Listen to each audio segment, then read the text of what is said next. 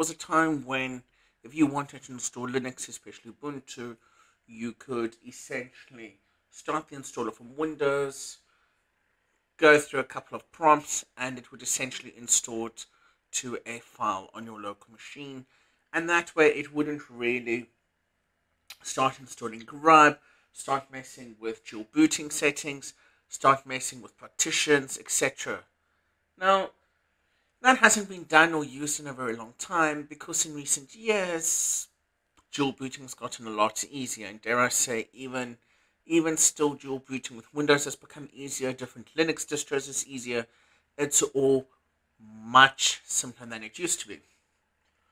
However, there are times when you want to use a different Linux distro and you don't want to go through the entire partitioning of the system, messing around with system deboot or messing around with grub bootloader or another third-party bootloader. Maybe you are using Windows and you just want to experiment a little bit on Linux, but you don't want to do it in a virtual machine because your performance isn't quite right and you rather want to do it a different way. And you want to get as close to native hardware as you can. Well, thanks to a tool called Ventoy, using VirtualBox, a flash drive, Linux ISO, a little bit of work in the beginning, I'm going to show you how you can actually run Linux from a virtual hard disk file and get as close to native performance from your workstation as possible. So in this scenario, my main operating system is Windows 11, and what we're going to do is use these couple of tools here. So what is Ventoy? So Ventoy is a bootable USB solution, and it's pretty simple. What you do is you download the application, you go to downloads, you download it, you pop in your flash drive, and essentially what you're going to do from there is you are going to go and launch the applications such as this here on the right hand side of the screen. So if I just go to Ventoy to disk and I open it up and I pop in a flash drive, it gives me the option to install.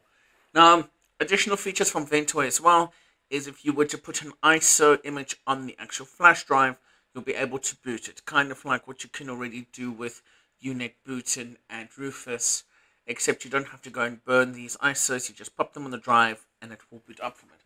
But we're going to use the ability to locate local files on your hard drive. So I'm just kind of assuming that you haven't encrypted your local drive, so you're not using something like BitLocker, so you can actually access your ISO files. What I've done on my machine as well is I've created in my C drive a folder called Linux, right? And we're going to create a couple of files there. These are a couple of test runs. So what we're going to do is I've already got my Ventoy flash drive done and created and burnt, but I'm going to first start off now with showing you how to get an installation of Fedora ready for this. So I'm going to start VirtualBox. Right, we're going to go new. Right, and we're gonna give it a name, Fedora Linux, that's fine. Now memory, I'm gonna give it 4 gigs of memory. Important, I'm gonna create a new virtual hard disk file. I'm gonna leave it as a VDI or VirtualBox disk image, but very important, I'm not going to dynamically allocate it, it must be a fixed size, right? So basically, when it's dynamically allocated, let's say you assign 10 gigs to the file, it will then expand the usage until it uses 10 gigs and then it can't grow anymore. Fixed size, of course, it's the full size. You can't shrink it, you can't expand it. It would take a bit longer to create it, but it's generally, for this example, is what we're going to need. So first I'm going to tell it to store it on my C Linux folder. Just call it Fedora VDI, and I'm gonna create a let's just give it 40 gig file size, 40 gigs, hit create, and it's gonna start creating that fixed medium storage. In the meantime, Really great, really important that we're going to need.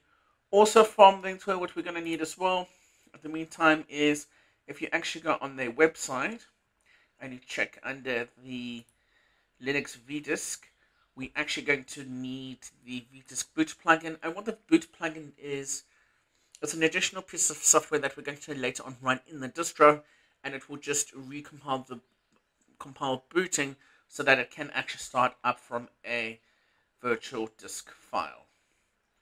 Uh, so we're going to go to this link here. Of course, I'll leave all the links below. And we're going to download the latest version, which is Bootway Boot 1024 ISO. And we're not going to need that until we've installed the OS. So let's go back to VirtualBox. Okay, VirtualBox is still creating the file.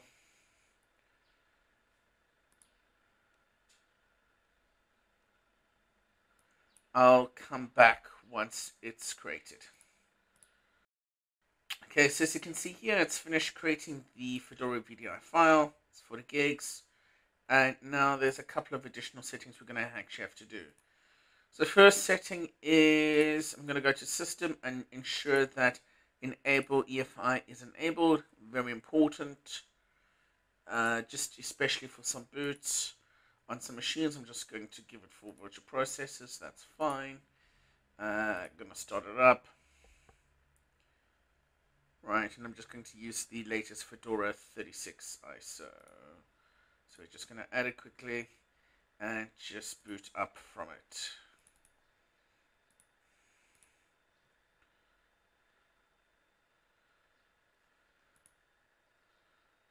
Okay, we don't need to test it. We're just going to start the install. So from an installation perspective, on Fedora itself, we're just going to do a normal install in VirtualBox. There's no additional configuration that's going to be needed at all. So not yet. So we're first going to just get it installed. After that, after it's installed, we're going to apply the latest Fedora updates. And then after that, we'll install the additional software that's required to make this thing boot. So we can just install to hard drive. Feel free to skip this portion if you want.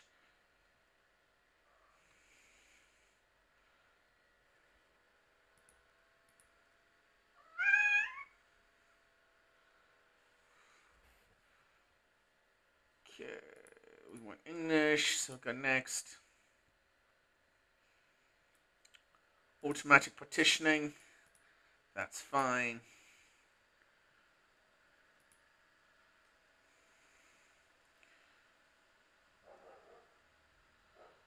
Okay, and then just as usual. So what I'll do is we'll return once it's installed.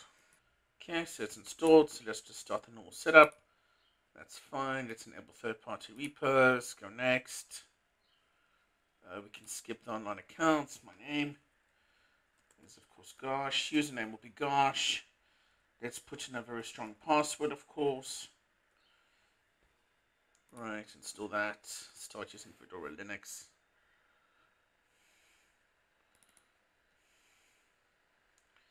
And we don't need to take a tour. So the first thing we're going to do is do an update. Sudo dnf update.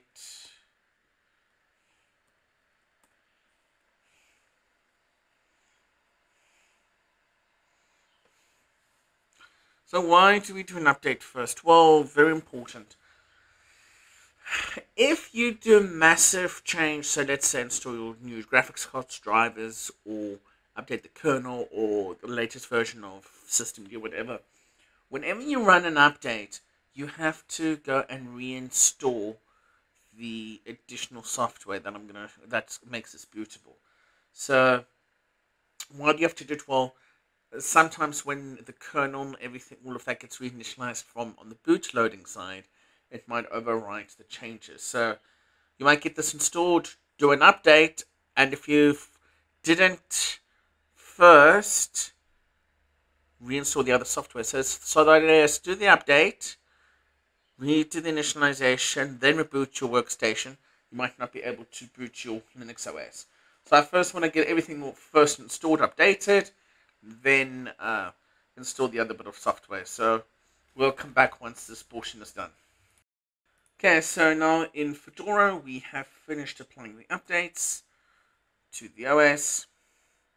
I've done a quick reboot, just logging in again quickly. And as you can see here about, or settings should I say,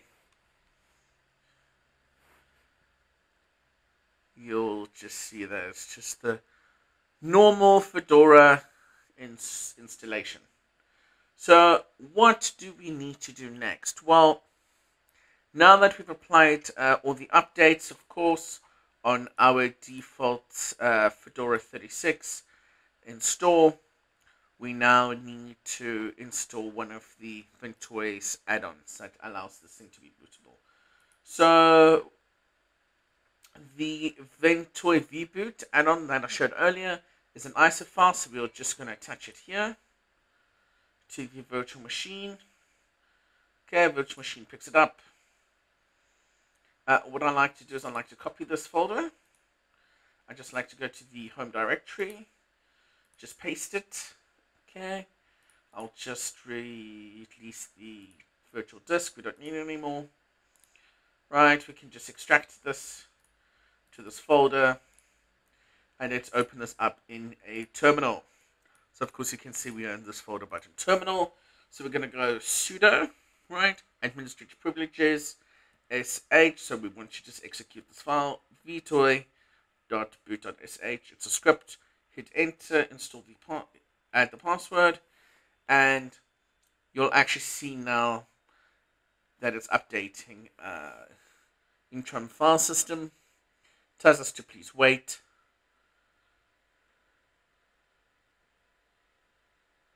And what it's going to do in the background is make the necessary changes.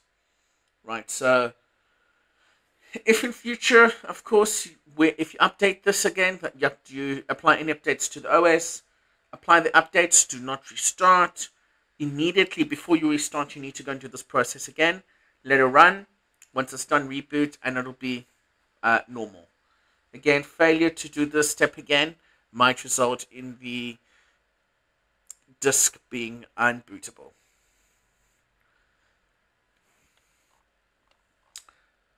Okay, how long does this take? It doesn't really take very long.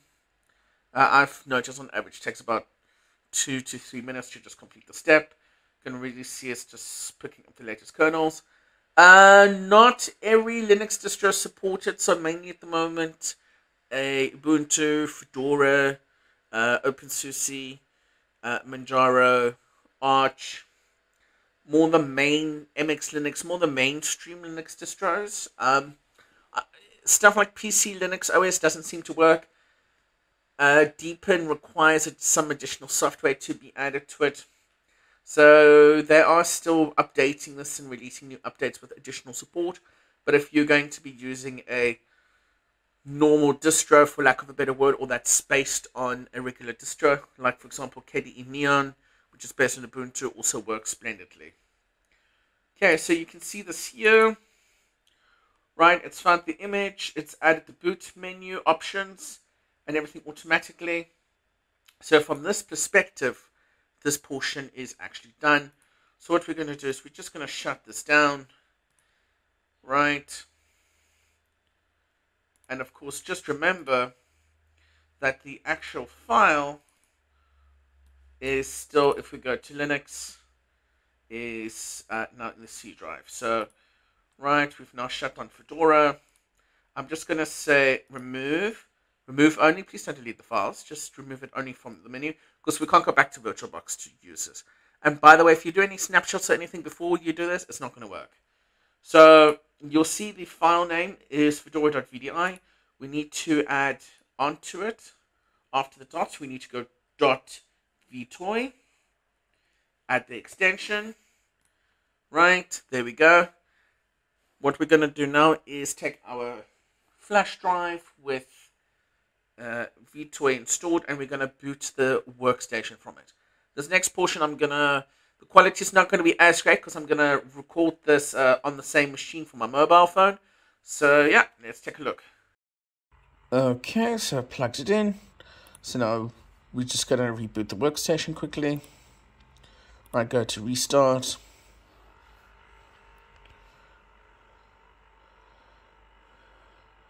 Let it just shut everything down like it needs to, as per normal. I've got the flash drive plugged in, and what I'm going to do is just hit escape. So at the boot screen,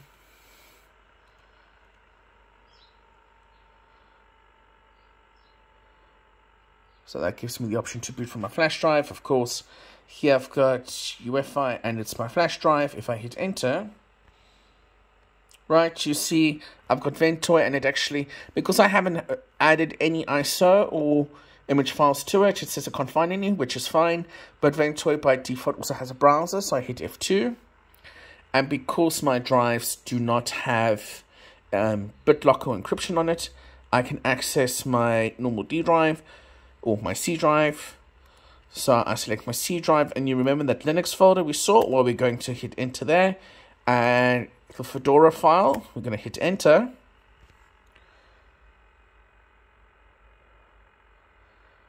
Give it a couple of seconds.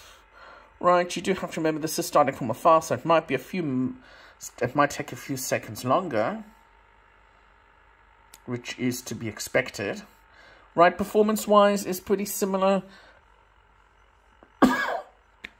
Right, you can see here's the OS. I'm just going to type in my strong password.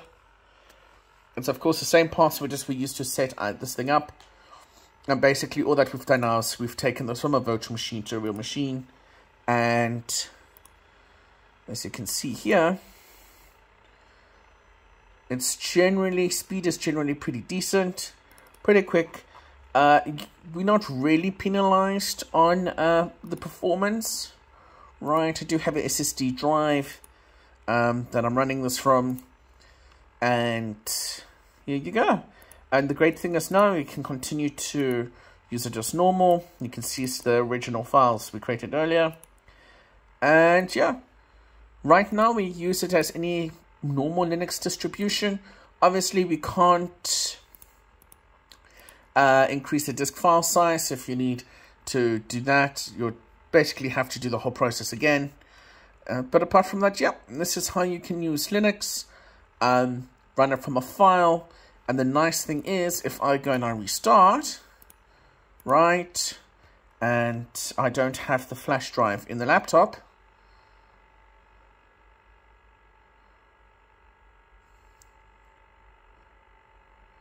and to give it a few seconds,